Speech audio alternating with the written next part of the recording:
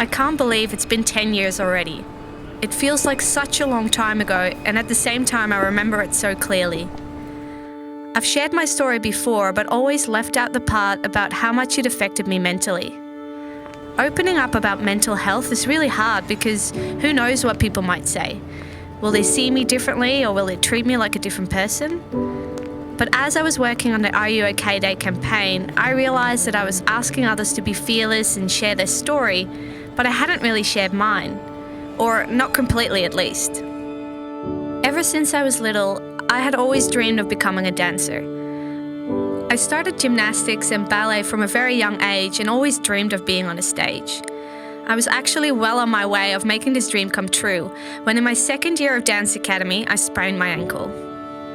What initially looked like a minor injury quickly got worse, and I was diagnosed with chronic responsive pain syndrome. Doctors told me there wasn't a simple cure and that I might never walk again. In one day, I went from being an athlete training for hours to someone stuck in a wheelchair and on crutches, unsure about what to do next.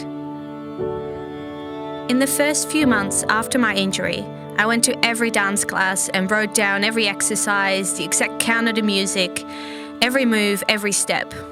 It was like I was a ghost haunting the halls of the dance academy and sitting in the corner of every class. Most of my dancing colleagues didn't really seem concerned with how I was doing, and instead were rather happy that there was one less competitor around. I was in a lot of pain, lost a lot of weight, and was very lonely.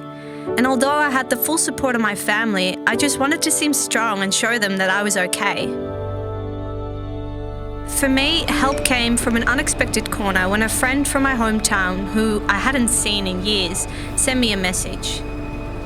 She'd heard that I was going through a really tough time and asked if I wanted to meet. I took that invite and slowly started to open up to her. It wasn't like she could magically solve my problems, but just knowing that she was there to listen helped me a lot.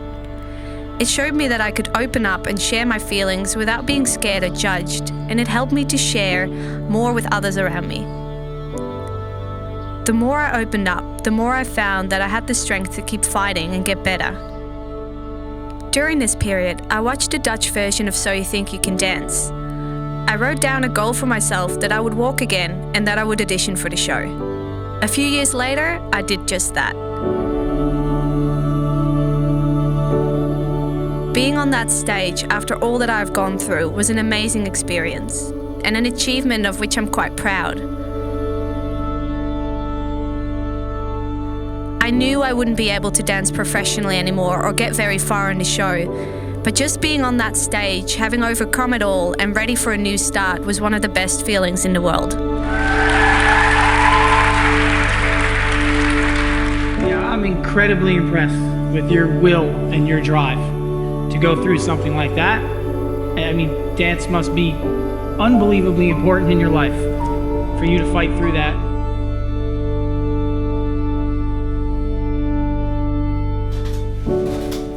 This all seems like such a long time ago now, but thinking back, I still feel incredibly grateful for all the help and support from the people around me.